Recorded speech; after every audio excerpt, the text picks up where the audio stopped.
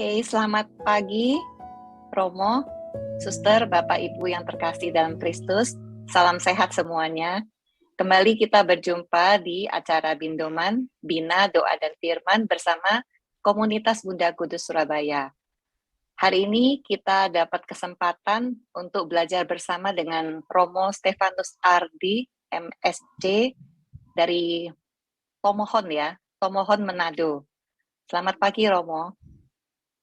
Oke, untuk meningkat waktu, saya langsung mempersilakan Ibu Ervina untuk menyapa Romo, Suster, Bapak Ibu sekalian. Thank you, Lisa. Selamat pagi semuanya yang terkasih, yang tergabung di dalam Zoom ini, yaitu di dalam Bina Doa dan Firman. Setelah kita gebiar pada bulan Februari yang lalu, di mana kita mendapatkan banyak firman dari para romo yang telah dipilih, dan pada kesempatan ini kami sangat bahagia sekali bisa berjumpa dengan Anda semuanya, baik yang dari Indonesia, dari beberapa luar kota Surabaya, dari juga luar negeri, dan khususnya teman-teman semuanya yang masih setia bersama dengan kami, Komunitas Bunda Kudus sebagai tiang doa keluarga, dan tentunya dengan dukungan Bapak-Bapak yang senantiasa juga mengasihi kita semuanya ya. Bapak Ibu yang terkasih, pada kesempatan ini kita dilayani oleh Romo Ardi yang bertugas di Seminari Menengah Santo Franciscus Xaverius Kakasen Tomohon Manado. Wah, Tomohon bagus sekali, saya pernah sana dan makanannya juga enak-enak. Rupanya nanti Romo akan mengenalkan lebih detail ya bagaimana bisa tugas atau memang asalnya dari Tomohon. Dan lagi Romo Ardi ini dia adalah moderator channel YouTube Katolikku Keren. Wah, pasti keren juga ya. Dan Katolik akan semakin banyak dikenal karena dengan banyak romo-romo muda yang mengenalkan pengajaran Katolik melalui YouTube. Kita memang tidak bisa lepas karena di zaman sekarang ini adalah zaman 4.0, di mana kita semuanya memakai media sosial dan juga tentunya dengan hal-hal seperti ini ya. Tidak seperti dulu kita harus datang ke tempat gerejanya, tapi kita berharap setelah online nanti kita juga bisa offline, tetapi online akan tetap dijalankan. Bapak Ibu yang terkasih, salam sehat untuk Anda semuanya, dan pada kesempatan ini kita akan dengarkan puji-pujian bersama dengan Melia. Tuhan Yesus memberkati. Shalom, selamat pagi semuanya Bapak Ibu yang terkasih dalam Yesus Kristus. Kembali lagi, semoga semuanya dalam keadaan yang sehat dan berbahagia di dalam Yesus Kristus. Mari saat ini kita mau nyanyikan bersama-sama bahwa kita semua diberkati dan dilimpahi oleh Tuhan Yesus Kristus. Here we go.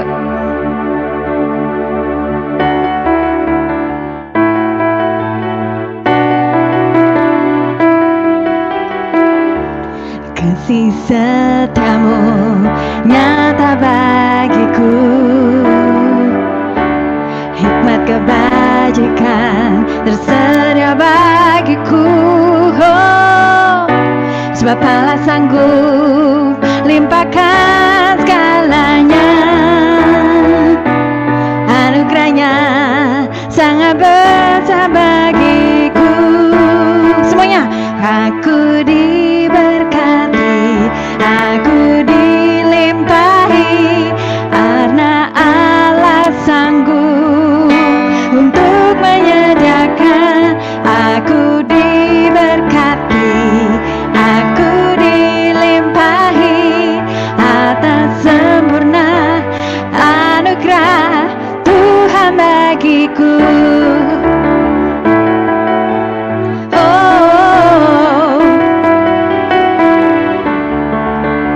Puji nama Tuhan, haleluya. Mari kita semua mau satu dalam doa di dalam nama Bapa dan Putra dan Roh Kudus, amin.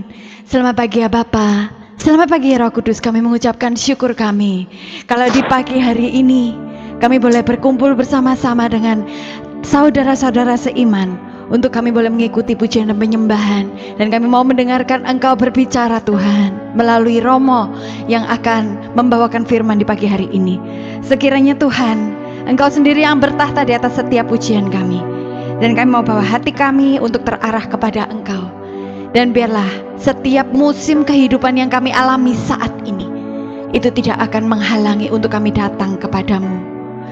Biarlah hati kami penuh dengan ucapan syukur bagimu Yesus.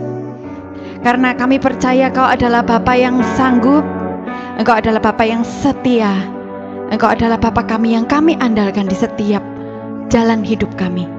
Terima kasih Tuhan, terima kasih. Dan inilah setiap kami, setiap hati kami mau persembahkan hanya kepadamu. Doa ini kami panjatkan dalam satu nama yang penuh kuasa, nama Yesus Kristus sebagai Tuhan dan Juru Selamat kami yang hidup, kini dan sepanjang masa. Amin. Allah Bapa dan Putra Roh Kudus. Amin. Mari saudara-saudara yang terkasih, Bapak Ibu yang saya kasihi, sahabat-sahabat saya yang tercinta, mari saat ini kita mau naikkan syukur kita yang terbaik kepada Tuhan. Karena sinar kemuliaan Tuhan boleh menyertai kita saat ini.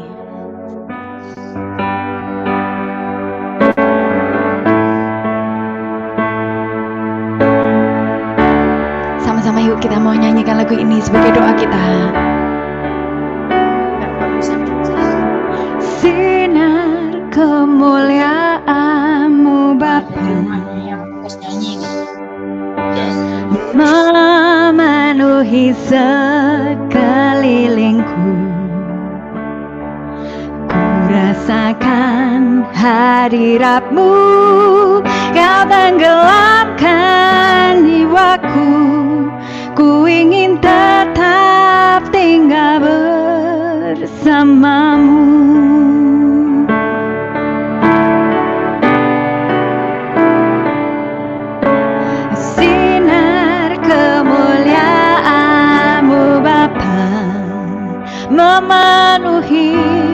Memenuhi sekelilingku.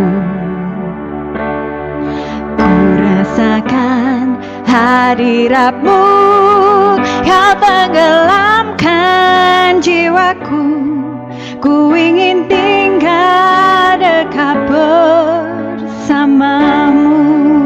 Mari naikkan tanganmu buat Tuhan, katakan, ku ingin tetap di sini, menikmati baik-Mu.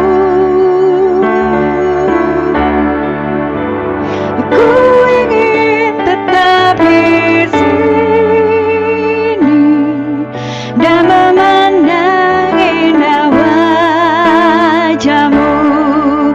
Ku ingin tetap di sini, ku ingin tetap di sini, menikmati baik-Mu. Yes Jesus, ku ingin tetap di sini dan memandang indah wajah-Mu.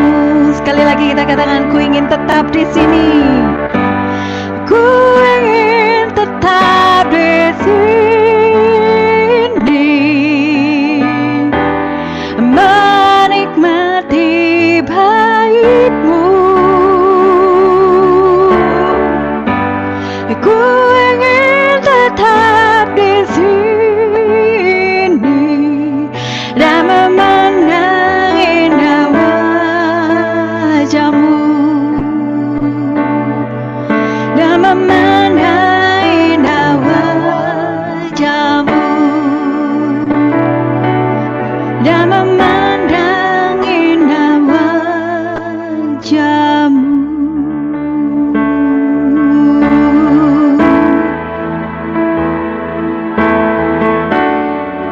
Ku ingin tetap di sini. Mari kita mau bersyukur kepada Tuhan. Bapak Ibu yang terkasih, kita mau nyanyikan kepada Tuhan. Katakan, Engkau baik Tuhan.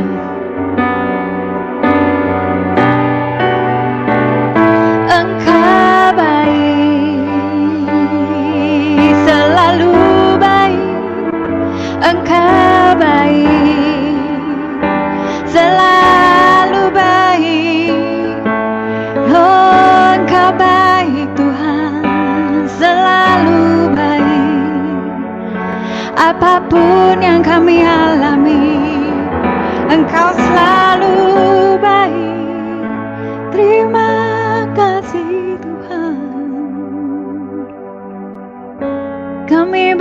bersyukur, kami berterima kasih.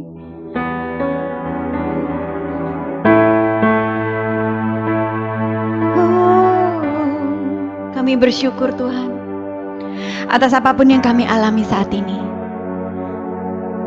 Kami percaya bahwa Engkau mendatangkan kebaikan bagi setiap kami. Apapun yang menjadi pergumulan kami, sakit, penyakit, kekhawatiran akan masa depan kami, tetapi kami punya Bapa yang hebat. Kami punya Tuhan yang luar biasa dalam hidup kami. Terima kasih Tuhan, kami mau percaya akan penyelenggaraan kasih-Mu. Kami percaya bahwa rancangan-Mu sempurna bagi setiap kami.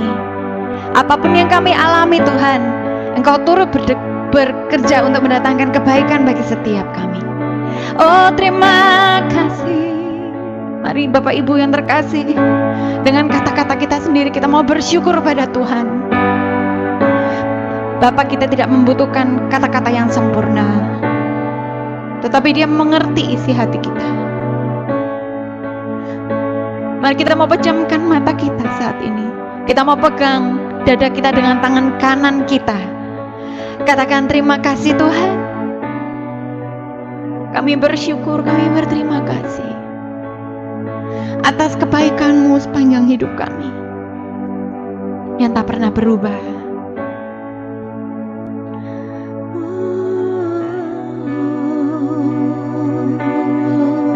Jadikan waktu ini adalah waktu kita dengan Tuhan.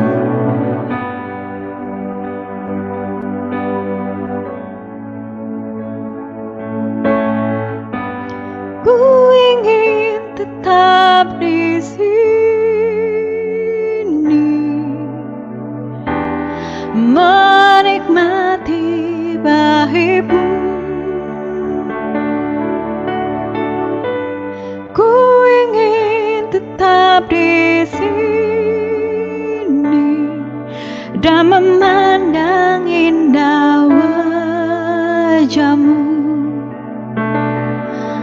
dan memandang indah wajah-Mu.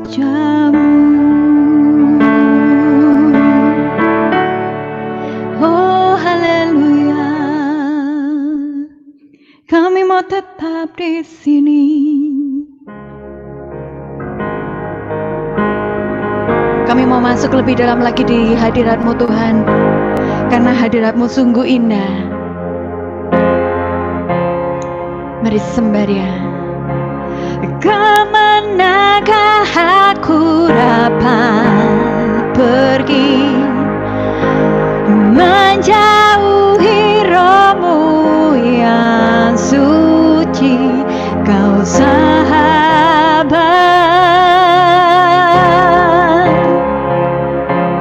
dan Kau dekat.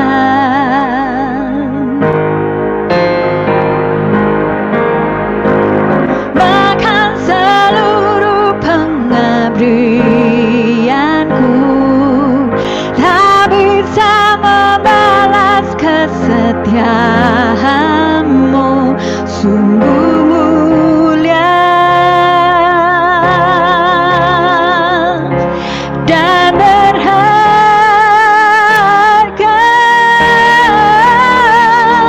sungguh besar pengorbanan-Mu bagiku, terlalu dalam untuk dimengerti,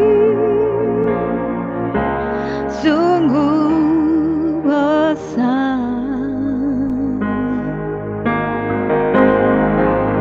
sungguh indah yang Kau pikirkan tentangku, tak terselami bagiku, sungguh indah.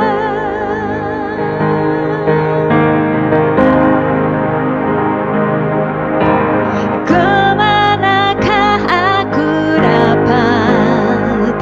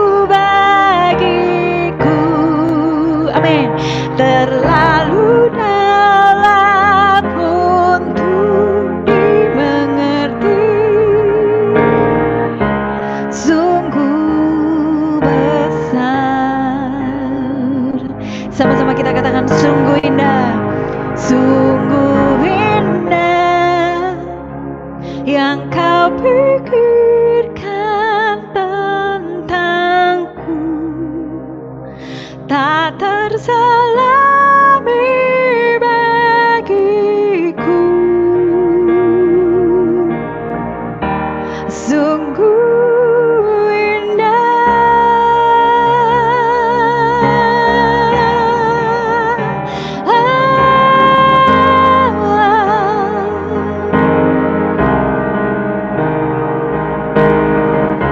sungguh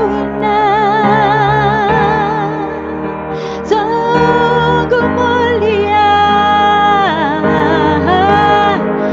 sungguh indah yang kau pikirkan.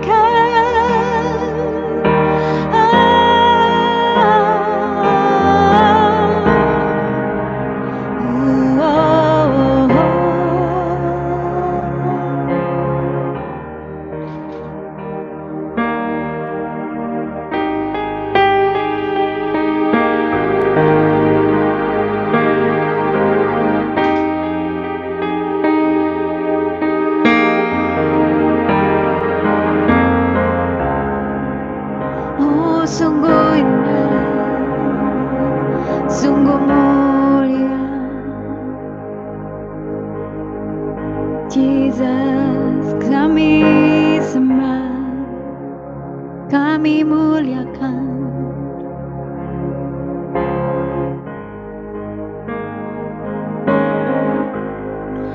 Terima kasih Tuhan. Inilah hati setiap kami yang kami persembahkan kepadamu. Setiap seluruh pengabdian kami sepanjang hidup kami tidak bisa membalas kesetiaan-Mu Tuhan. Sungguh mulia dan sungguh berharga pengorbananmu bagi setiap kami. Engkau telah curahkan darah-Mu yang mahal di kayu salib, gantikan dosa setiap kami. Bapa, di saat ini, menjelang masa Prapaskah ini, kami mau mendengarkan firman-Mu. Sekiranya Romo kami tercinta yang akan membawakan firman, Kau yang akan berkati, Kau yang akan limpahi dengan damai sejahtera-Mu, dengan hikmat kebijaksanaan yang berasal dari Engkau sendiri. Sehingga setiap firman yang diberitakan sungguh boleh menjadi rema, sungguh boleh menjadi kekuatan bagi setiap kami yang mendengarkan. Terima kasih Tuhan, jadikan kami lebih dari pemenang seturut dengan rencana-Mu. Amin. Terima kasih Tuhan. Silakan Romo, waktu dan tempat saya persilakan. Ya, terima kasih Bapak Ibu Saudara-saudari yang terkasih.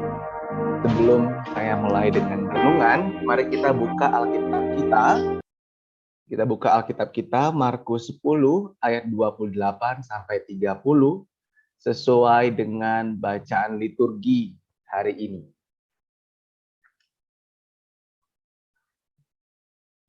Markus bab 10 ayat 28 sampai 30. Tuhan bersamamu. Inilah Injil suci menurut Santo Markus. Dimuliakanlah Tuhan.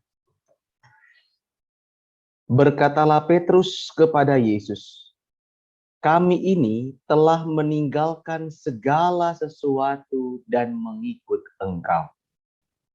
Jawab Yesus, aku berkata kepadamu, sesungguhnya setiap orang yang karena aku dan karena Injil meninggalkan rumahnya, saudaranya laki-laki atau saudaranya perempuan, ibunya atau bapaknya, anak-anaknya atau ladangnya, orang itu sekarang pada masa ini juga akan menerima kembali 100 kali lipat.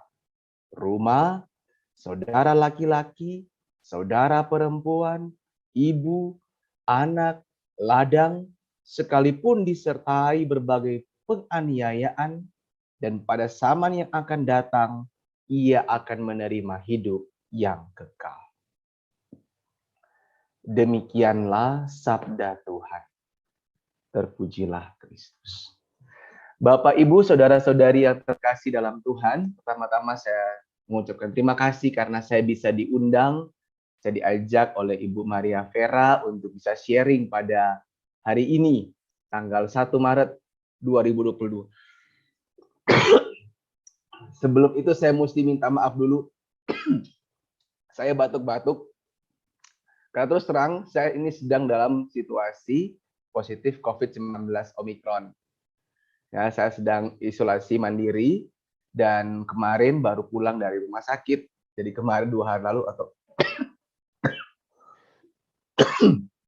Bu Maria Vera hubungi saya itu saya masih di rumah sakit dan saya bilang, aduh semoga saya bisa pulang kemarin karena akan lebih susah kalau saya harus menggunakan hotspot lewat handphone, akan lebih mudah kalau kalau lewat kabel LAN di seminari. Jadi kemarin malam saya tiba dan memang masih waktu keluar rumah sakit itu masih positif, tapi karena gejala agak ringan hanya batuk-batuk seperti ini.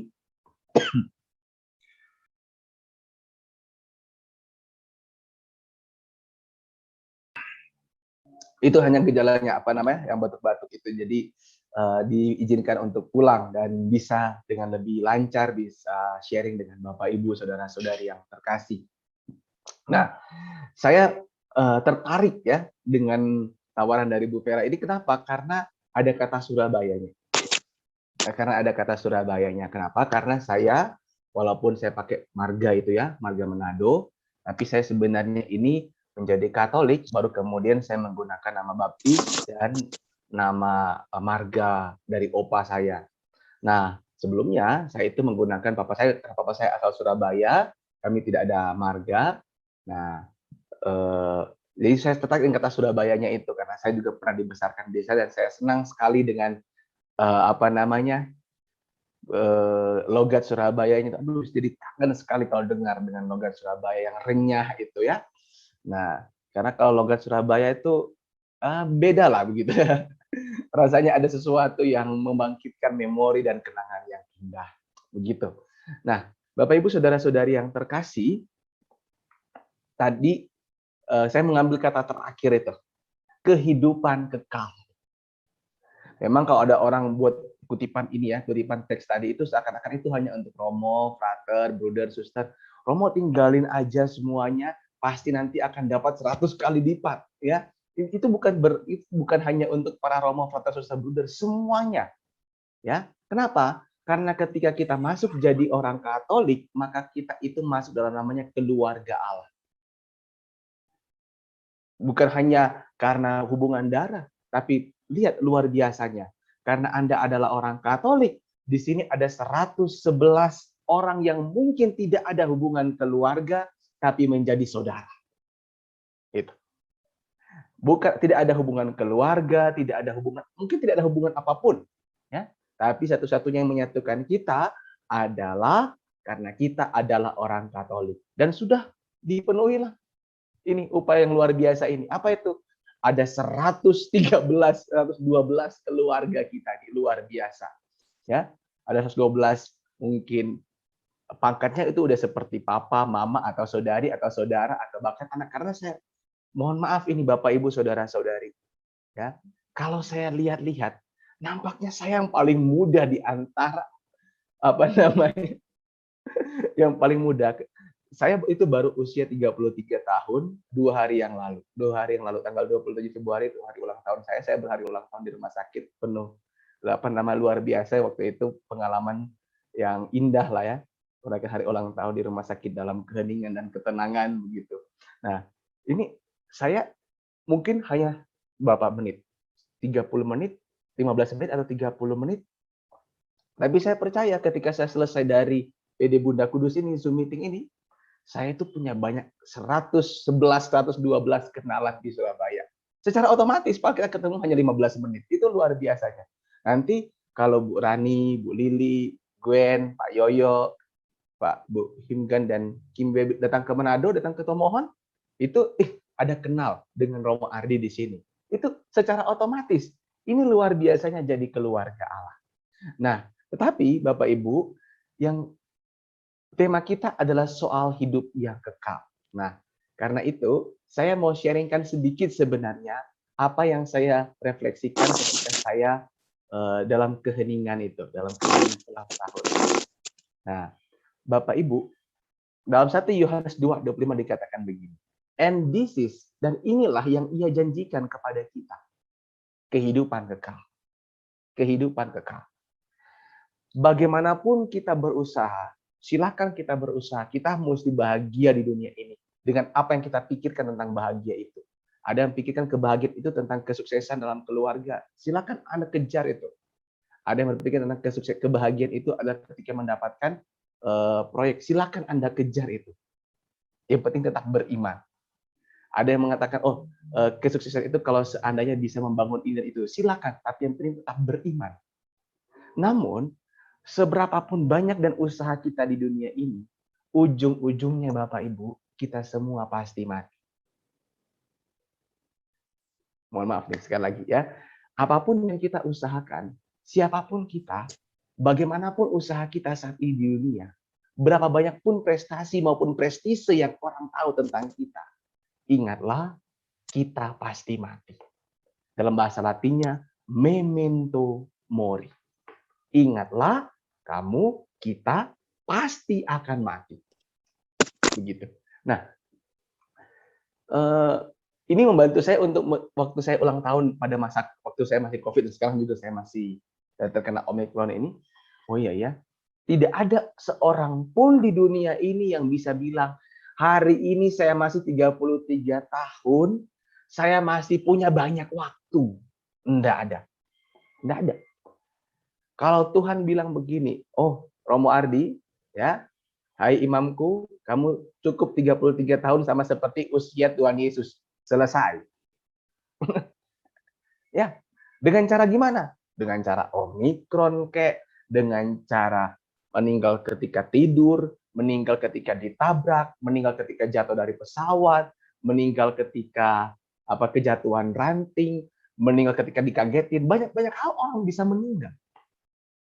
Karena itu Bapak Ibu, orang Katolik, kita semua orang Katolik itu punya satu doa yang selalu mengingatkan kita akan kehidupan kekal. Apa itu? Doa Salam Maria. Salam Maria penuh rahmat Tuhan sertamu, terpujilah engkau di antara wanita dan terpujilah buah tubuhmu Yesus. Santa Maria Bunda Allah, doakanlah kami yang berdosa ini sekarang dan waktu kami mati. Ini doa yang sebenarnya mengingatkan kita, entar lagi nih kita mati. Nggak usah marah-marah. Kenapa? Entar lagi mati. Nggak usah terlalu serakah. Kenapa? Entar lagi Tuhan panggil. Jangan lupa buat baik sama orang. Kenapa? Karena kehidupan kita di dunia ini sementara. Itu. Nah, kita ingat dalam 1 Korintus 13 ayat 13 dikatakan begini. Ada 3.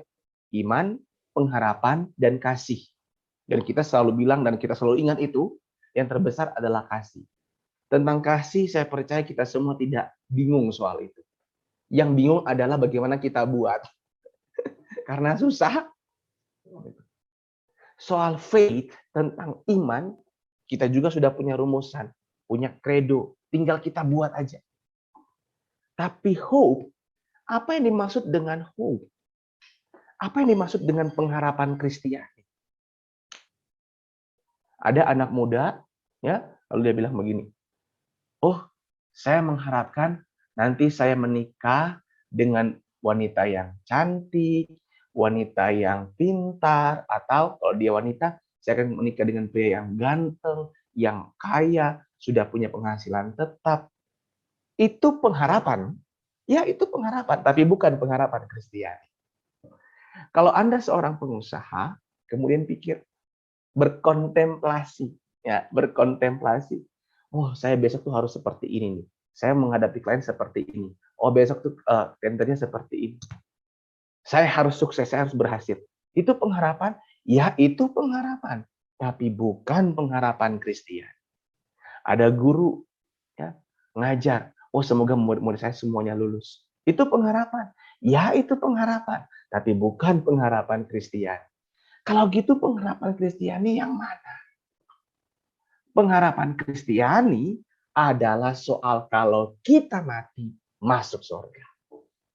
Mohon maaf nih, ada beberapa orang nggak terlalu suka dengan kata mati, tapi lebih senang kata meninggal atau wafat. Ingatlah, Pengharapan Kristiani itu adalah kalau kita meninggalkan dunia ini, kita masuk surga. Itulah pengharapan Kristiani. Amin Bapak Ibu ya. Itulah pengharapan Kristiani. Karena itu terangkum dalam syahadat kita, kredo kita tiap minggu atau tiap hari raya kita buat itu. Ya. Aku percaya akan Allah Bapa yang Maha Kuasa. Terus sampai di bawah kebangkitan badan, kehidupan kekal. Amin. Bahasa Latinnya carnis resurrectionem vitam aeterna. Nah, kalau di mana tuh kalau ada krans bunga ya, atau untuk orang meninggal itu ad vitam aeterna. Ya. Atau dalam kredo yang panjang, syahadat yang panjang, aku menantikan kebangkitan orang mati dan hidup di akhirat. Bahasa Latinnya et expecto resurrectionem mortuorum et vitam venturi seculi. Doa-doa orang Katolik, Salam Maria, sekarang dan waktu kami mati. Amin. Jadi sebenarnya orang Katolik dalam tanda kutip harus akrab dan harus siap dengan kematian. Bapak Ibu ada yang sudah siap? Apakah ada yang sudah siap? Ya, Romo siap nggak? Wah ini, ya, saya bilang Tuhan, saya sudah siap. Tapi kalau boleh Tuhan jangan buru-buru. Ya, saya siap Tuhan. Tapi kalau boleh jangan buru-buru. Gitu. Tapi kita mesti siap. Kenapa? Karena Tuhan bisa manggil kita kapan saja. Nah, karena itu dalam Katekismus Gereja Katolik, ini kompendiumnya, ya, mengungkapkan ada 4 hal terakhir, yaitu kematian di dunia, ya, pengadilan khusus dan pengadilan umum, neraka, sorga. Saya percaya Bapak Ibu semuanya ingin masuk surga. Amin ya Bapak Ibu ya. Nggak ada, Romo, nampaknya kalau surga kelamaan. Saya pengen deh cicipi dikit di neraka. Nah, ya. Itu bisa nggak Romo kalau begitu? Nanti tanya sama malaikat. Ya, kat, maksudnya malaikat. Ya, boleh nggak saya cicipi dikit ke neraka? Nah, mari kita lihat ajaran gereja tentang 4 hal terakhir ini. Pertama, soal kehidupan kekal. Kehidupan kekal ini dimulai semenjak kematian dunia. Dan ketika Bapak Ibu kita semua itu meninggal dunia, itu langsung diadili. Ya, diadili. Wah, ini dalam keadaan berahmat. Wah, ini dalam keadaan dosa berat. Oh, ini orang ini hidup dalam keadaan berahmat, tetapi masih ada hukuman yang mesti dia sucikan. Nah, karena itu pengadilan itu akan memutuskan kalau kita dalam kondisi berahmat, dalam kondisi dosa berat. Apa itu dosa berat? Nah, melanggar 10 perintah Allah dan dosa-dosa berat itu karena nanti ada Romo yang menjelaskannya. Kalau kita meninggalkan keadaan dosa berat tanpa sempat mengakui dosa, itu tempat kita neraka. Apalagi keputusan pengadilannya. Kita mungkin dalam kondisi dosa-dosa ringan atau kita dalam keadaan berahmat, tapi masih ada dosa-dosa ringan atau hukuman-hukuman atas dosa yang perlu kita sucikan di api penyucian. Dan puji Tuhan, kalau seandainya dalam kondisi berahmat, tidak ada dosa, atau kita menerima sakramen tobat sebelum meninggal, dan juga sakramen minyak suci, kita dapat masuk surga dengan kerahiman Allah. Tapi Romo, saya kok ketemu dengan anak saya yang telah meninggal, saya kok ketemu dengan suami atau istri saya yang telah meninggal. Saya kok pernah mimpi dengan papa mama saya yang sudah meninggal. Nah, ajaran gereja Katolik tidak mengatakan dengan pasti, tetapi harus hati-hati. Dalam pengalaman kami, kemungkinan besar itu adalah iblis yang menyamar. Nah, kalau begitu, apa dong langkah baiknya? Kalau seandainya nanti Anda didatangi, ditampaki, siapapun dia, ya, doakan dia. Wah, saya ditampaki oleh oma saya. Kalau gitu besok pagi pergi misa atau doa rosario untuk keselamatan kekal dari oma. Contohnya seperti itu. Yang kedua, surga. Nah, bagaimana sih keadaan surga? Gereja mengajarkan surga itu adalah keadaan. Jadi bukan tempat. Tapi pertama-tama adalah keadaan. Keadaan yang bagaimana? Yang penuh sukacita atau kebahagiaan tertinggi dan definitif tetap. Kenapa kita bahagia? Karena kita hidup dalam persekutuan cinta bersama Allah Tritunggal, memuji Dia bersama para kudus dan segala makhluk surgawi. Di Alkitab itu ada gambarannya. Gambarannya itu seperti apa? Seperti ada perjamuan, tidak ada ratap tangis, tidak ada kertak gigi. Kemudian ada yang namanya api penyucian. Bukan api pencucian ya Bapak Ibu, tapi api penyucian. Kita disucikan.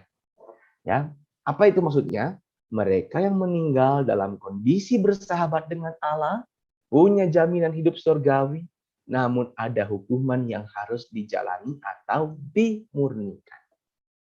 Yang ketiga, api penyucian. Bagaimana kita membantu orang-orang di api penyucian? Yaitu dengan doa, ekaristi, beramal, dan indulgensi.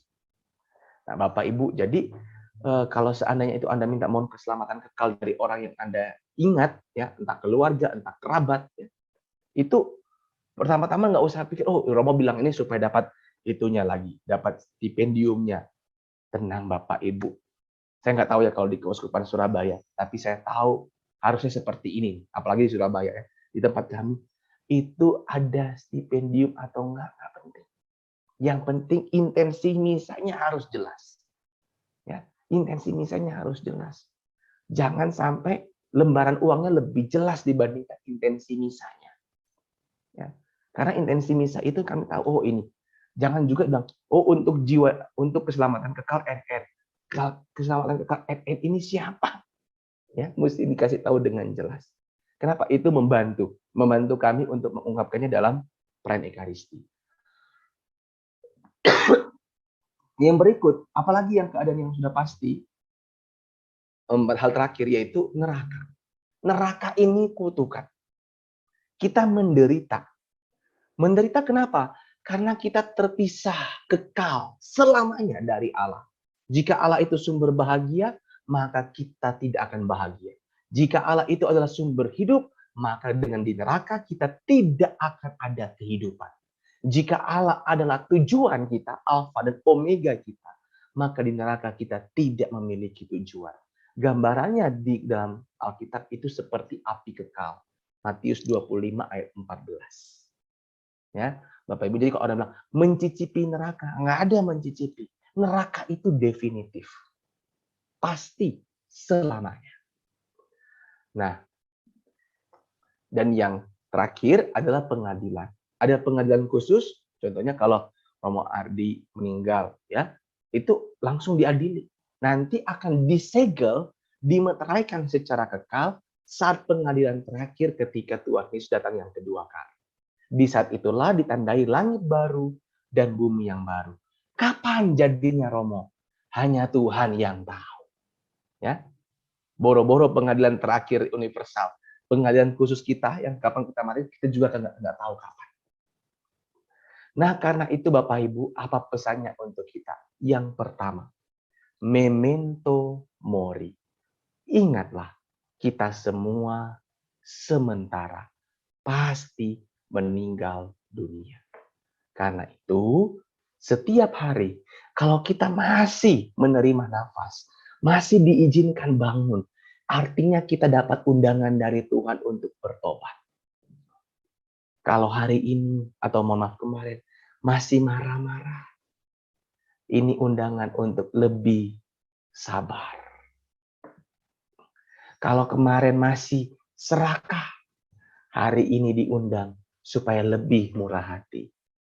Kalau kemarin masih iri, hari ini diundang untuk lebih banyak bersyukur. Kalau kemarin masih penuh dengan nafsu dan benci, hari ini diundang untuk mengingat kekudusan dan lebih banyak untuk tersenyum. Ya. Setiap hari, kalau Tuhan masih izinkan kita bangun dari tempat tidur, itu undangan untuk bertobat dan berbuah. Yang ketiga, walaupun begitu Bapak Ibu, jangan kita mencintai Tuhan karena takut neraka. Cintai, kita menyembah Allah. Kita hadir dalam PD karena kita mencintai Allah. Kasihilah Tuhan Allahmu dengan segenap hatimu, jiwamu. Bukan takutilah Tuhan Allahmu dengan segenap jiwamu, kekuatanmu. Walaupun ada roh takut akan Allah. Tapi ingat, kita diundang untuk menyembah Allah karena cinta. Amin Bapak Ibu. Dan yang terakhir, karena kita adalah orang Katolik, Beato Carlo Acutis pernah bilang begini, ada jalan tol menuju sorga. Jalan bebas hambatan menuju sorga. Yang sudah disediakan oleh gereja kepada kita. Apa itu? Sakramen tobat dan sakramen ekaristi. Ingatlah, pakai ini. Kapan Romo? Apakah nunggu nanti Prapaskah? Jangan. Santo Santa ada yang bilang, seminggu sekali. Ada yang bilang, sebulan sekali. Bahkan sebenarnya, saya lihat ini beberapa mungkin di antara Anda yang masih ingat, zaman dulu, ya. Oh, sebelum masuk misa hari Minggu, itu harus terima sakramen tobat dulu. Semoga ingatan kita dan kesadaran kita akan kehidupan kekal membuat kita untuk selalu bertobat setiap hari, berubah dan berbuah dari waktu ke waktu, tapi jangan pernah takut untuk kepada Allah, tapi sembahlah Dia karena cinta dan gunakanlah segala fasilitas yang ada dalam gereja, terutama sakramen tobat dan sakramen ekaristi. Setiap kali ada orang yang meninggal, saya selalu katakan, saudaraku, saudariku, sampai jumpa di sorga. Tuhan memberkati kita semua. Amin. Terima kasih Romo Ardi. Satu pembekalan yang sangat bagus sekali. Mungkin ada dari teman-teman yang mau tanya jawab begitu dengan Romo, atau mungkin sudah ada di chat. Bisa langsung tanya atau bisa juga menulis di chat. Saya mau tanya Romo. Iya, Bu. Monggo Bu Katarina.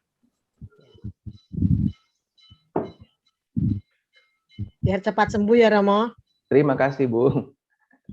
Romo mohon maaf.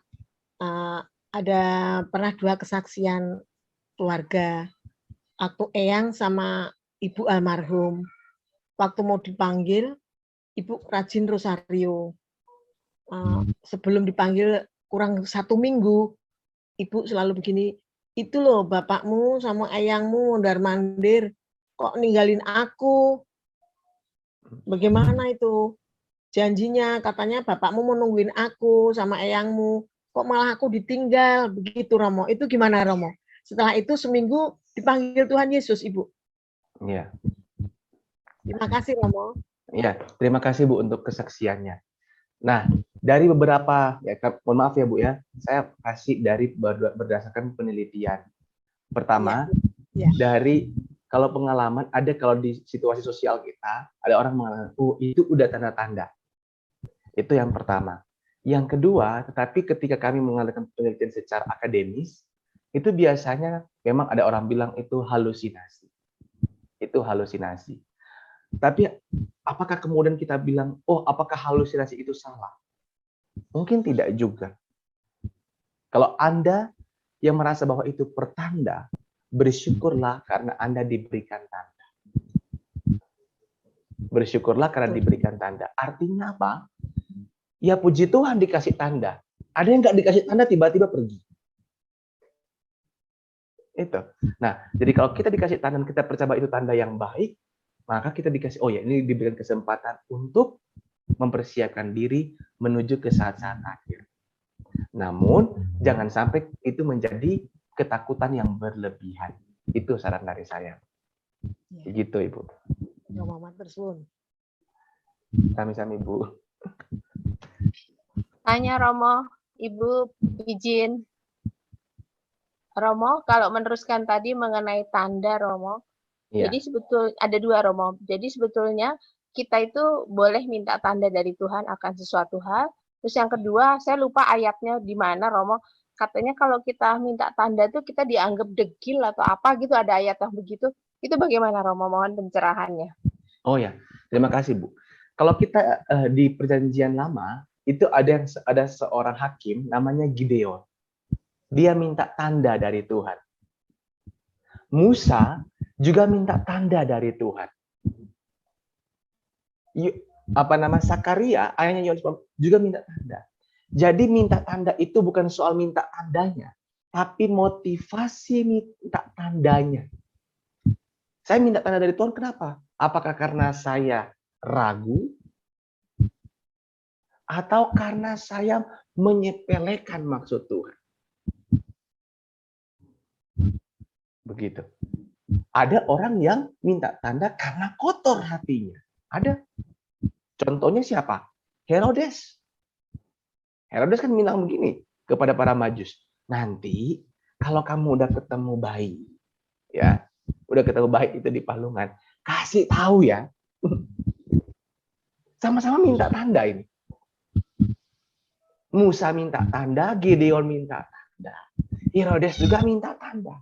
Tapi dengan motivasi yang beda-beda. Nah, jadi motivasi inilah yang menentukan kedegilan atau kemurnian dari dari situ ya itu kita minta tanda itu karena kita motivasinya degil kah atau karena kita murni. Kalau pakai bacaan hari Minggu kemarin ya 2 hari lalu itu bukan apa yang masuk tapi apa yang keluar dari hati kita. Nah, kalau kita minta tanda tapi hati kita kotor, motivasi kita tidak baik, yaitu karena kedegilan hati kita. Tapi kalau Tuhan juga sudah kasih ini loh tandanya. Minta lagi. Gideon tuh gitu, Bu. Gideon, bisa baca di Hakim aja. Dia minta tanda lagi. Tapi akhirnya kan dia udah, oke, Tuhan, memang benar ini. Ini udah pasti. Udah, enggak apa-apa. Gitu. Tapi ada orang melebihi Gideon. Dia minta tanda terus. Tuhan bilang, ini sudah kasih tanda, nggak ngerti. Ini bukan lagi minta tanda dari kemurnian, tapi dari kekotoran hatinya ini. Ya, gitu. Jadi sekali lagi, kita sendiri yang bisa menentukan ini sungguh-sungguh atau enggak. Nah, karena itu saya selalu menyarankan kepada orang Katolik itu sebaiknya punya spiritual director. Ya, atau punya pembimbing rohani. Gitu. Supaya tahu kita ini di jalan yang mana nih. Murni ke hati kita. Gitu. Begitu, Bu, semoga bisa menjawab. Itu dari pengalaman saya. Pembimbing rohani itu bisa Romo, bisa suster, siapa aja gitu, Romo? Atau prodiakon atau diakon? Bisa. Saya pembimbing rohani saya awam. Ada 2 pembimbing rohani saya. Romo 1, awam 1. Kalau di Surabaya, Malang dulu pernah kenal satu Romo yang terkenal, namanya Romo Yohanes Intrakusuma. Sampai sekarang sih terkenal. Ya. Ya, Romo Yohanes itu pembimbing rohaninya awam di Malang. Saya sekolah di Malang, saya ketemu dengan Romo CSE di sana. Wah, nggak sedikit itu pembimbing rohaninya adalah seorang awam. Nggak masalah. Karena sebenarnya itu seperti kalau istilah untuk memastikan kita ini benar-benar sungguh-sungguh nggak sih motivasi kita itu apa. Saya hari ini memberikan materi sharing katekesi kepada Bapak Ibu. Bapak Ibu tahu nggak motivasi saya apa? Apa mau? Itu yang saya ceritakan kepada pembimbing rohani saya. Tapi saya bisa bilang, loh, dulu motivasinya lain. Sekarang motivasinya supaya saya bisa hidup.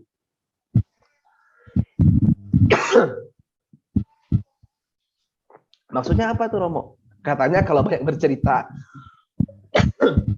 membantu paru-paru kan. Gitu. Nah, jadi kalau saya ini membantu saya untuk melatih paru-paru saya. Jadi sebenarnya menolong itu saya merasa sangat tertolong. Bisa sharing, bisa banyak cerita lagi dengan umat. Itu motivasi saya. Oh, puji Tuhan, saya bisa ketemu dengan PD Bunda Kudus, saya bisa kembali ngajar, bisa melatih paru-paru saya. Itu motivasi saya. Yang kedua, oh, saya kembali melayani umat. Saya senang. Gitu. Saya 4-5 hari di rumah sakit tuh nggak ngapa-ngapain, lewat misa, saya berdoa, rosario, nggak ngapa-ngapain. Aduh, memang benar kata Paus Yohanes Paulus kedua. Kalau seorang romo, imam itu terlepas dari pelayanan, itu seperti ikan keluar dari air. Kalau nggak salah saya baca ya, seperti itu. Begitu Bu, sharing saya. Terima kasih Romo. Terima kasih. Baik, terima kasih Romo. Saya lanjutkan, ada pertanyaan dari Ibu Indra ya, atau Bapak Indra ini. Dalam perumpamaan Lazarus di pangkuan Abraham, surga dan neraka tidak bisa diseberangi. Bagaimana dengan orang yang sudah meninggal semasa hidupnya ateis, membenci Yesus? Apakah masih bisa didoakan untuk mohon belas kasih Allah ya Romo? Nah, Bapak Ibu, dalam Lumen Gentium dan dalam ajaran resmi gereja dalam katekismus ini, ya, pertama, siapa yang bisa masuk surga? Yaitu semua orang Katolik. Itu dulu. Yang kedua, semua orang Katolik yang hidup dalam berahmat, meninggal dalam kondisi berahmat, artinya tidak dalam kondisi dosa berat.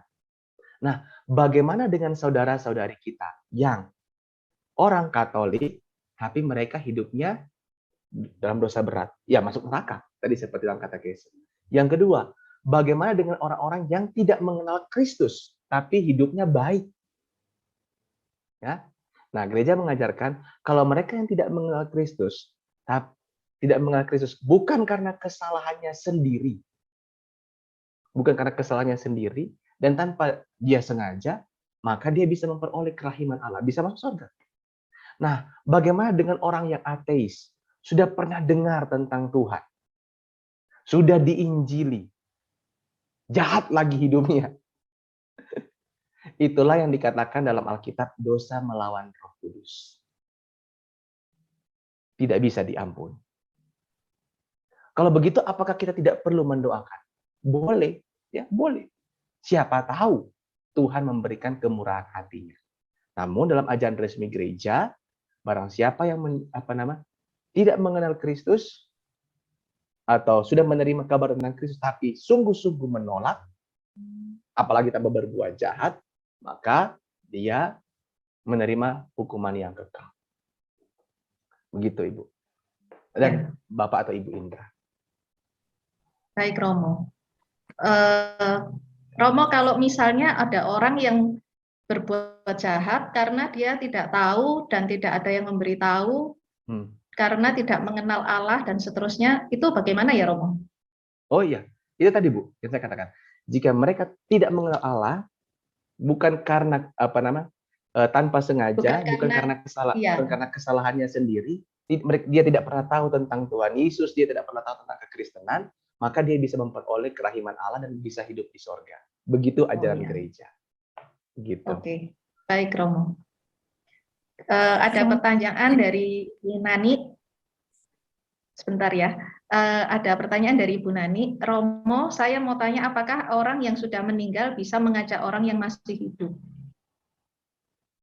Nah, saya pelayanan bersama dengan seorang Romo dulu di Jakarta sebagai seorang diakon ya. Ini mesti hati-hati sekali. Semua penampakan keluarga kita ada kemungkinan, dari kemungkinan itu besar, didomplengi oleh iblis. Sekali lagi, ada kemungkinan, dan kemungkinan itu besar, tiba-tiba kita ngelihat saudara-saudari kita itu apapun penampakannya, ya, itu kemungkinan didomplengi oleh iblis. Apakah bisa ngajak-ngajak? Sebenarnya itu bagian dari halusinasi yang saya katakan tadi. Namun jika ajakan itu mengajak kita untuk mendorong kita, ajakan itu mendorong kita untuk hidup baik, ya saya percaya itu berpulang pada diri kita sendiri. Jadi sekali lagi saya tidak percaya dengan ada orang yang manggil-manggil atau apa begitu. Saya lebih percaya bahwa itu didomplengi oleh iblis. Puji Tuhan, Roh Kudus memampukan kita sehingga ajakan dari si jahat itu bisa kita pandang sebagai undangan dari Tuhan, hidup kita bisa berubah. Mohon maaf sekali lagi, karena biasanya penampakan-penampakan ini merupai orang-orang yang kita cintai. Maaf Romo, saya mau jelaskan itu bukan penampakan Romo, tapi dalam mimpi Romo. Oh ya, iya. Oh ini ya yang bertanya ya Bu ya. Nah, Iya. jadi penampakan itu bisa dalam mimpi, bisa dalam mimpi juga. Jadi kalau saya, karena ada orang entah ke penampakan dalam waktu kita sadar atau ketika saya bermimpi itu bisa. Mereka muncul dalam mimpi kita atau apa begitu. Dan tapi saya khawatir sekali saya dengan kata-kata saya itu mungkin menyinggung Bapak Ibu. Jadi saya mungkin dengan kata-kata yang lebih saya perhalus. Apa itu? Kalau seandainya ada orang yang ngajak kita meninggal, ayo ke sini gabung dengan kami atau apa gitu. Sederhananya gini, doakan mereka. Besok langsung doa rosario. Begitu. Itu saya rasa jawaban yang paling bisa menyenangkan orang-orang yang pernah didatangi. Saya juga punya pengalaman mistis, Bapak Ibu, dan itulah yang membuat saya masuk Katolik dan mau jadi Romo. Begitu. Terima kasih Romo penjelasannya. Terima kasih. Semoga cepat sembuh. Terima kasih, Bu. Selamat siang, Romo. Selamat Saya siang. Ibu Kurniati mau nanya, Romo. Kalau misalnya ada orang yang meninggal itu karena kecelakaan, sedangkan jiwa dia kan belum siap, maksudnya ya mungkin dia jarang berdoa atau apa gitu, Romo. Apakah itu nanti arwahnya itu bisa masuk ke neraka atau tidak, Romo? Terus karena dia juga, ini kejadian di adik saya waktu umur 28 tahun, dia meninggal karena kecelakaan, anaknya masih 5 bulan. Nah saat itu dia masuk dalam mimpi adiknya yang paling kecil yang dia sayangi, dia cuma bilang terakhir, tolong jagain anak saya, karena itu harta dia yang paling berharga. Nah itu ya maksudnya kan dia belum ada persiapan Romo untuk doa segala mungkin, kan dia juga nggak ngerti bahwa dia akan meninggal dengan secepat itu Romo. Gimana caranya Romo? Apa kita perlu doakan terus sampai sekarang Romo? Atau kan dia memang masuk ke neraka atau ke api penyucian Romo? Terima kasih Romo. Ya, terima kasih Bapak Ibu. Pertama-tama saya juga bukan panitia surga ya. Saya hanya memberikan sharing berdasarkan ajaran gereja. Tapi saya percaya begini Bapak Ibu. Setiap hari adalah undangan bagi kita untuk bertobat dan berbuah. Ada begitu banyak saudara-saudari kita yang tidak siap. Tapi sebagai orang Katolik, sebenarnya siapapun kita, entah masih kecil, entah sudah sepuh, kita itu mesti siap. Setiap hari bisa saja Tuhan panggil kita. Jangankan tiap hari. Setelah ini Bapak Ibu makan siang, keselak, dipanggil Tuhan. Ada yang meninggal karena keselak. Bapak Ibu mungkin pernah dengar cerita kan? Keselak apa? Biji durian. Ayo, itu ada juga. Terus kebetulan nggak doa makan. Ini gimana nih? Nah, saya percaya begini Bapak Ibu. Kalau kita orang Katolik, kita itu kecenderungan dalam dosa. Ya semua umat beriman begitulah ya. Kita cenderung dalam dosa. Karena itu Bapak Ibu kalau ada orang yang sudah meninggal, mari kita doakan. Terus kita doakan. Terus kita doakan. Loh Romo, apakah akan sia-sia? Kalau seandainya dia sudah masuk surga contohnya. Contohnya ibu tadi, adiknya itu sudah masuk sudah kecelakaan sekian tahun yang lalu, kemudian dia masuk surga. Loh, kan mubazir Romo. Nggak ada doa yang mubazir. Ya, saya percaya ini minimal kepercayaan saya, bukan ajaran resmi gereja. Apa itu? Kalau kita doakan terus, tapi ternyata doa itu sudah berbuah. Sekian lama tuh udah berbuah, dia udah masuk surga. Itu doanya itu akan berdampak untuk kita. Orang yang kita doakan masuk surga, dan ketika kita meninggal, dia yang mendoakan kita. Amin ya Bapak Ibu ya. Terima kasih Romo. Nggak usah takut, doakan terus. Gitu. Terima Jadi kasih doa Romo. kita tidak pernah sia-sia ya Romo. Iya. Doa kita tidak pernah sia-sia. Romo, saya juga baru baik dari kena COVID, Romo. Wah, luar Baru biasa. kemarin, hari Sabtu, baru PCR saya negatif, Romo. Romo biar cepat sembuh ya, Romo. Amin, terima kasih Bu ya. Saya besok baru mau Terima kasih, PCR Romo. lagi. Terima kasih. Terima kasih, Bu. Romo, saya bacakan satu lagi dari Ibu Yuli. Iya. Ketika menjelang tes kehamilan, Ibu Yuli ini mimpi tentang omnya yang mengatakan bahwa anaknya itu kira-kira perempuan. Dan setelah dites ternyata tidak ada detak jantungnya. Kemudian karena ada riwayat hamil anggur, ditunggu sampai 2 minggu, akhirnya puji Tuhan benar-benar hamil anak perempuan. Bagaimana kalau menurut Romo tentang mimpi ini? Ya, terima kasih Bu. Jadi memang ada begitu banyak pengalaman-pengalaman mistik atau pengalaman-pengalaman rohani. Ada yang istilahkan pengalaman-pengalaman spiritual. Pertama, tadi saya sudah katakan hati-hati. Yang kedua, kalau itu menurut Bapak Ibu kan baik, saya katakan ya sudah. Kenapa silakan dipercaya, asalkan tidak melawan ajaran-ajaran kekristenan. Oh, nanti kamu bisa hamil anak perempuan asalkan potong kepala kambing, taruh itu di Gunung Salak atau di gunung mana itu kalau di Jawa Timur. Ya itu jangan dipercaya, gitu. Ya, jangan dipercaya. Tapi kalau seandainya ada penampakan-penampakan seperti itu, yang pertama hati-hati, yang kedua tetaplah berlaku seperti orang Kristiani. Ya, kita percaya kepada Allah, Allah yang memberikan yang terbaik, dan kalau seandainya itu adalah orang yang kita sayangi, entah papa, mama, om, adik, tante, opa dan oma, ya itu artinya kita diminta untuk mendoakan keselamatan kekal mereka. Begitu. Baik, terima kasih Romo.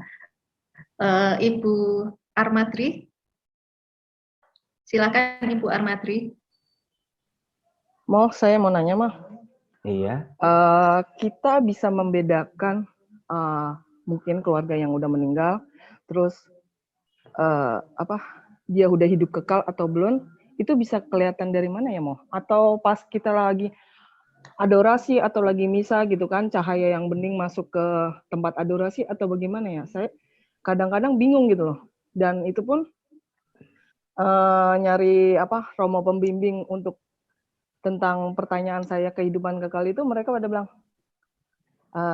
itu tergantung dari doa ya, doa talenta dan pengembangan karunia dan discernment-nya setiap Desi Armadri gitu. Itu aja sih Mo yang saya bingung. Bagaimana bisa ngebedain kehidupan kekal orang yang sudah meninggal atau leluhur kita yang sudah meninggal butuh doa atau tidak? Itu aja sih pertanyaan saya Mo. Terima kasih. Oh ya. Ya, terima kasih Bu Desi. Kita tidak tahu. Kita tidak akan tahu. Karena itu saya katakan tadi, ayo kita tetap doakan. Kita tetap doakan mereka. Apakah akan sia-sia doa kita? Tidak akan sia-sia. Kalaupun contohnya Bu Desi mendoakan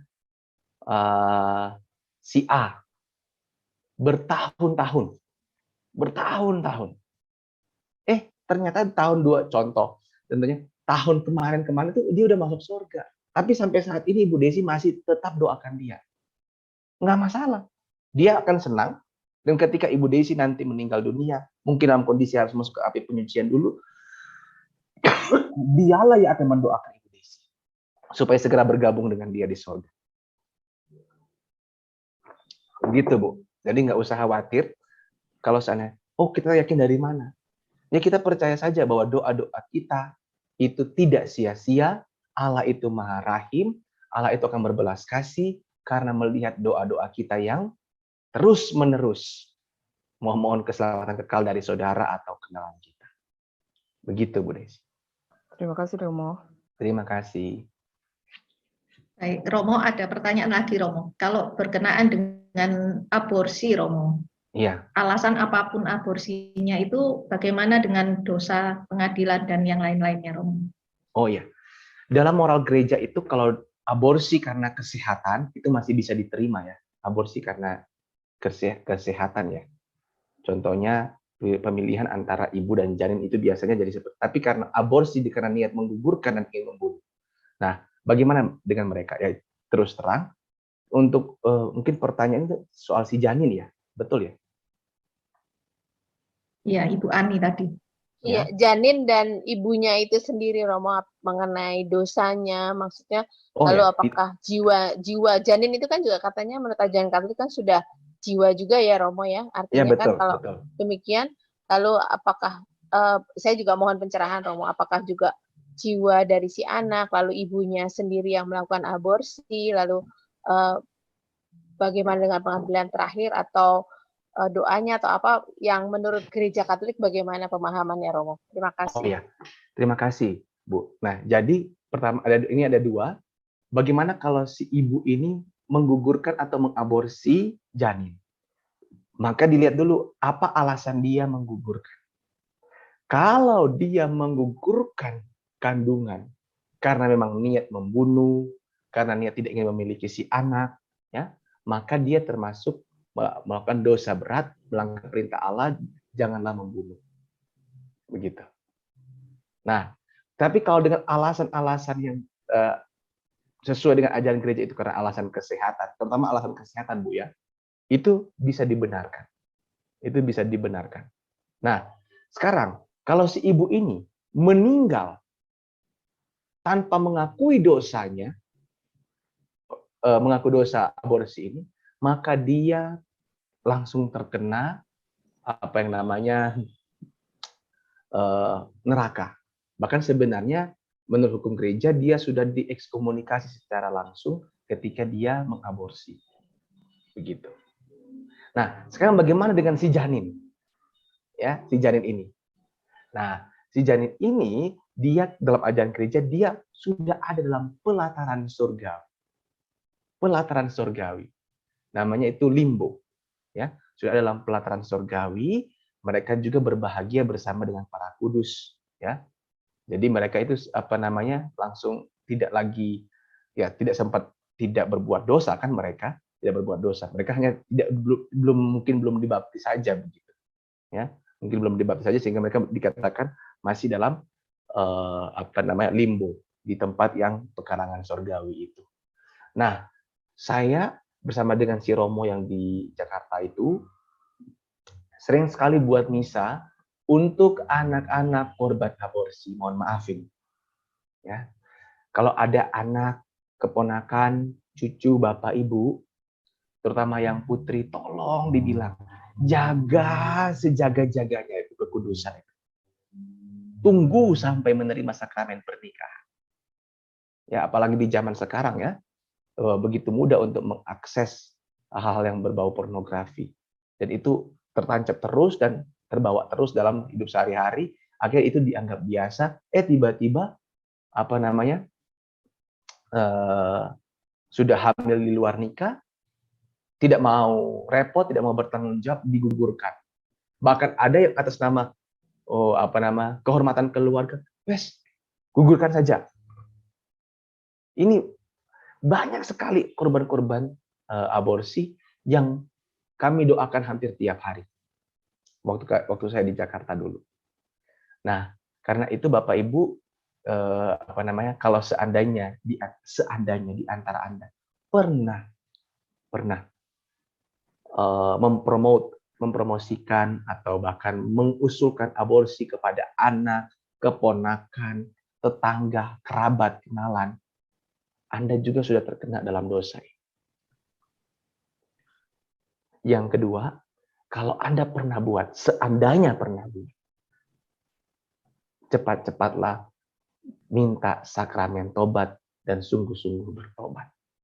Itu dari saya.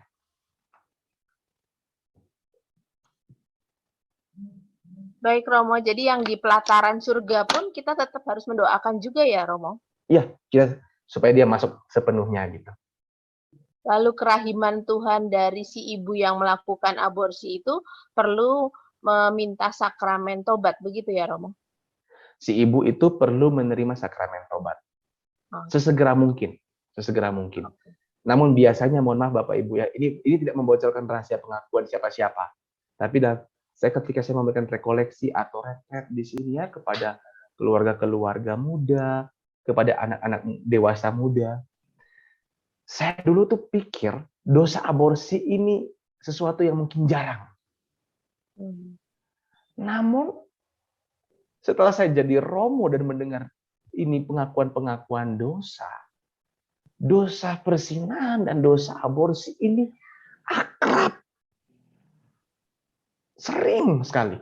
Saya bilang, waduh, ini orang berpikir tentang kehidupan seperti apa ya? Begitu. Nah ini, saat terjadi aborsi, penanggung dosa adalah ibu. Bagaimana laki-laki? Termasuk si laki-lakinya juga berdosa. Ya, Bu Yulia bertanya. Termasuk laki-lakinya juga yang kalau dia juga mempromot, maksudnya dia bilang, ya sudah digugurkan saja, saya juga belum kerja, saya juga belum siap. Ya. Jangankan si laki-laki, orang tua. Aduh, kamu nggak buat malu papa mama. Dibuang aja tuh bayinya. Nah, gitu. Itu juga terkena dosa. Begitu, Bu ya, Bapak Ibu. Terima kasih, Romo. Iya, terima kasih. Cepat sembuh, Romo. Terima kasih. Mau nanya, kalau misalnya nih, keluarga kita, adik saya gitu kan, sama pacarnya, melakukan aborsi gitu kan, pas zaman-zaman SMA. Terus, tapi kita keluarganya, saya kakaknya, terus orang tua kami, kan nggak tahu mau. Tapi pas mereka udah aborsi baru pada ngomong, pas saat kita retret di Lembah Karmen, kita baru tahu, oh ternyata ada aborsi ya dari keluarga kita. Apakah kita generasi kami gitu kan, saya, adik saya yang kedua gitu kan, yang belum, saya udah nikah, terus adik saya yang perempuan belum nikah. Apakah itu juga menanggung beban dosa adik saya yang kedua, yang cowok, sama pacarnya? Tidak. Tadi kan saya katakan kalau seandainya keluarga itu mempromot, jadi maksudnya itu memberikan saran gitu.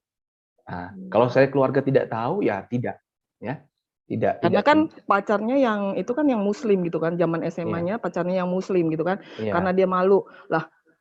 Gue pacaran sama adik saya tuh kan Katolik, nggak mau ngikut jadi Muslim gitu kan, nggak mau, kecuali emang dia mau bertanggung jawab ngikut Katolik, tapi kucuk-kucuk keluarga dari pihak dari Aceh Arab itu maunya ya udahlah aborsi aja, ntar sisanya minta tanggung jawab sekian. Tapi kita kan kaget gitu loh, kita kan nggak nyuruh, kita nggak ini, kenapa pas dia habis aborsi baru ngomong gitu. Terus kita gini, kita nggak bertanggung jawab gitu kan, tapi kita pas udah tahu gitu, kita tetap ngaku dosa, tetap kita konseling pokoknya adik saya yang cowok sama kami sekeluarga ngaku dosa gitu loh. Kita nggak tahu apa-apa, kita nggak menyuruh gitu. Kami, orang tua kami, almarhum kami, dan kami cuman bilang kita akan bertanggung jawab kalau itu bayi itu jadi gitu kan. Tapi kita sampai sekarang merasa kecewa. Kenapa ya diaborsi? Kita dosa nggak ya? Sampai sekarang tuh jadi beban kami gitu loh. Gara-gara adik kami yang kedua. Itu aja mau. Terima kasih. Jadi sekali lagi Bu Desi, tidak usah khawatir, tidak berdosa karena keluarga tidak mempromosikan, tidak membujuk, tidak menyarankan untuk melakukan aborsi. Begitu. Oke, terima kasih Mo. Terima kasih. Romo, pertanyaannya kan sudah selesai. Ini dari pertanyaan dari Ibu Limli. Ya. Romo, apakah pada saat aborsi penanggung jawabnya itu siapa ya? Apakah si ibu atau si anak?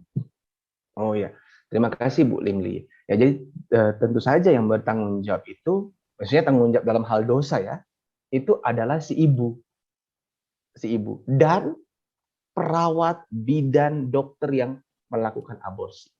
Kalau seandainya menggunakan tenaga medis, karena saya dengar sekarang ada obat-obat atau cara-cara yang tanpa perlu tenaga medis, mereka bisa mengaborsi. Katanya juga begitu sekarang. Semakin canggih orang menemukan jalan berbuat dosa. Begitu. Tapi kalau mereka menggunakan tenaga medis, maka yang bertanggung jawab dosa itu adalah si mereka yang terlibat di dalamnya. Begitu, Bapak Ibu. Baik, makasih Romo. Romo tanya, bagaimana dengan pembiayaan? Misalnya ada seseorang yang hutang pinjam uang, tapi uang ini digunakan untuk aborsi. Bagaimana? Padahal kita yang minjam itu tidak tahu gitu, tidak tahu bahwa uang itu digunakan untuk pembiayaan aborsi. Bagaimana? Oh iya Bu ya. Jadi Bapak Ibu, dosa adalah ya dalam katekismus dikatakan begini. Dosa adalah tahu dan mau melawan kehendak Allah. Jadi kita pakai itu dulu. Nah, kalau kita tidak tahu ini orang minjam duit karena apa, ya, atau kita ini pernah ada cerita seorang Romo. Seorang Romo satu kali dia ada 2 anak muda gitu kan, putra dan putri. Nah, itu mau ke dokter. Oh, sini saya antar ke satu dokter. Sampai di dokter sudah ditinggalin. Nggak tahunya itu untuk aborsi. Itu tentu saja itu nggak masuk dosa, Ibu ya. Karena kita tidak tahu dan kita tidak punya kehendak untuk berbuat dosa itu. Begitu. Makasih Romo. Terima kasih. Terima kasih Romo. Kalau dari tadi kan kita membahas tentang banyak aborsi, apa yang menyebabkan kita berdosa dan seterusnya gitu. Kalau misalnya, maksudnya begini, saya boleh minta tips dari Romo supaya kita itu tidak memperhatikan lagi dosa-dosa kita atau apa, tapi lebih ke fokus ke hidup kekal kita. Ya. Supaya kita ini lebih mikir bukan yang kecil-kecil dosa ini, tapi kita lebih ke saya mau menuju hidup kekal itu. Ya. Bagaimana tipsnya ya Romo? Ibu, dari pengalaman saya ya, saya itu baca satu buku The Purpose Driven in Life, tulisan dari seorang pendeta namanya Rick Warren. Nah, kalau kita berpikir segala yang hidup kekal, ya, secara otomatis Bapak Ibu, kita akan sensitif dengan dosa. Secara otomatis, kita akan sensitif dengan dosa. Dosa sekecil apapun, itu masuk, kita langsung care dengan itu. Nah, tapi ingat, seperti yang tadi Bu Maria Vera katakan, kita itu fokusnya bukan di dosa, tetapi yang di atasnya lagi. Apa itu? Kehidupan kekal. Kalau orang hanya fokus di dosa, oh ini dosa, dia nggak akan sempat berbuah. Begitu. Jadi, karena kita, kalau gitu bagaimana dong Romo? Ini, pandangan kita hidup kekal, kita sensitif tetap dengan dosa, kita punya cara untuk bertobat, yaitu dengan sakramen tobat, jangan lupa berbuah. Itu aja cukup kok, Bu. Itu aja sangat cukup. Karena itu seandainya bisa, Bapak Ibu ini kan rajin, saya nggak tahu di sekarang kondisi di Jawa seperti apa. Apakah sudah masuk PPKM atau udah masuk apa namanya. Tapi sebisa mungkin menerima sakramen tobat sebelum Ekaristi pada hari Minggu. Kalau begitu, tiap minggu dong mau. Memang tiap minggu. Zaman dulu memang ya kalau Bapak Ibu lihat aturan gereja itu memang harusnya menerima sakramen tobat setiap minggu sebelum menerima tubuh Kristus. Saya percaya dengan latihan-latihan rohani yang terus-menerus seperti itu, kita akan tetap pandang kehidupan kekal, sensitif dengan dosa, juga serentak tetap berbuah. Karena hati-hati sekali, banyak orang ada orang yang skrupel, yang takut dengan dosa, tapi dia nggak ngapa-ngapain.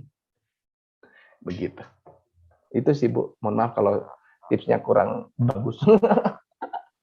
Makasih Romo. Fer, kita harus mengakhiri sesi tanya jawab ini, Fer. Iya, oke, saya habis kok. Iya. Baik, terima kasih Romo atas pencerahan hari ini. Banyak tips-tips untuk menambah bekal iman kita. Bapak Ibu jangan lupa tadi Romo mengatakan setiap hari kita dapat undangan untuk bertobat dan berbuah. Begitu ya Romo ya. Baik Romo, kita mau mendengarkan pengumuman. Kemudian nanti setelah pengumuman saya minta doa penutup dan sekaligus berkat dari Romo untuk kita semua dan dilanjutkan dengan pujian penutup. Silakan Ratni untuk membacakan pengumuman. Mungkin Vera bisa bantu bacakan pengumuman. Ya. Baik Bapak Ibu sekalian, pengumuman untuk Selasa depan. Kita masuk dalam masa Prapaskah dan tanggal 8 Maret kita akan dilayani oleh Romo Istimur Bayu Aji yang sangat terkenal di YouTube dengan channel YouTube-nya Katkit, dan Bapak Ibu semuanya kayak rata-rata sudah kenal dengan Romo ini ya. Dengan tema mengaku dosa langsung kepada Tuhan. Kemudian tanggal 3 Maret Kamis ini adalah hari raya Nyepi sehingga KADV diliburkan, dan Kamis depan tanggal 10 Maret kita akan belajar KADV bersama dengan Bapak Agustinus Handoyo dengan tema tahap memahami teks kitab suci. Bapak Ibu yang terkasih, kami berterima kasih atas sumbangsih Bapak Ibu dalam pelayanan kami di Bindoman. Kiranya Bapak Ibu masih mau memberikan donasi untuk kelancaran kegiatan Bindoman yang akan terus berlangsung, dapat menyalurkan donasinya ke rekening BCA atas nama Erni Istiawan atau Setiawati Mulyo dengan nomor rekening 464 567 567 4. Bapak Ibu terkasih, kami Bunda Kudus juga menyediakan barang-barang rohani penjualan dari Pater Robi Wawor yang akan dipakai untuk pelayanannya di Tanah Suci Israel. Kiranya Bapak Ibu boleh membantu pelayanan Pater Robi dengan membeli barang-barang ini dan memesannya langsung kepada Ibu Agnes dengan nomor WA yang tertera di layar. Terima kasih, sekian pengumuman, Tuhan memberkati. Makasih Vera. Baik, terima kasih Romo, Pater ya, Pater Ardi ya panggilannya. Terima kasih sudah meluangkan waktu untuk kami, Bindoman, Bunda Kudus Surabaya. Semoga Pater cepat sembuh. Demikian juga dengan Ibu Ervina, semoga cepat sembuh. Mohon doa penutup dan berkat dari Romo. Bapak Ibu, saudara-saudari, sekali lagi terima kasih bisa sharing bersama. Semoga bisa menjadi materi yang menguatkan iman Bapak Ibu, saudara-saudari semua. Semoga tetap sehat, semangat, dan mari kita berdoa. Dalam nama Bapa dan Putra dan Roh Kudus. Amin. Ya Bapa, kami bersyukur karena pengharapan Kristiani kami mengundang kami untuk selalu bertobat dan berbuah setiap hari. Semoga kami ya Tuhan siap untuk segala sesuatu, termasuk siap ketika nanti kami harus kembali menghadap hadirat-Mu. Terima kasih untuk kesempatan ini. Kami bisa berbagi, kami bisa sharing, kami bisa saling menguatkan. Kami akan melanjutkan aktivitas kami, dan kini kami mohon berkat yang berasal daripada Tuhan bersamamu. Semoga Allah yang Maha Kuasa memberkati saudara-saudari sekalian, Bapa dan Putra dan Roh Kudus. Amin. Amin. Terima kasih Bapak Ibu. Tuhan Yesus memberkati. Terima kasih Romo. Terima kasih banyak Romo dan juga Silakan, Bapak Ibu Melisa. terkasih yang sudah mengikuti acara Bindoman pada siang hari ini. Dan sekali lagi kita mau memuji dan memuliakan Tuhan. Kita mau katakan kita diberkati dan kita dilimbai.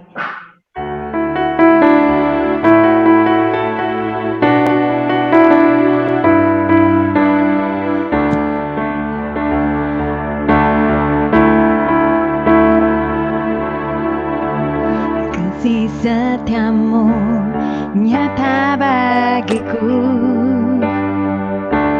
hikmat kebajikan tersedia bagiku. Oh, sebab Allah sanggup limpahkan segalanya, dan anugerahnya sangat besar bagiku. Aku diberkati, aku dilimpahi, karena Allah sanggup untuk menyediakan. Aku diberkati, aku dilimpahi atas sempurna anugerah Tuhan bagiku. Puji nama Tuhan, haleluya. Terima kasih semuanya. Sampai ketemu lagi di Bindoman berikutnya. Dan jangan lupa stay safe, stay healthy, and be blessed. God bless you all. Thank you Melisa, terima kasih. Thank you, Melisa. Terima kasih semuanya.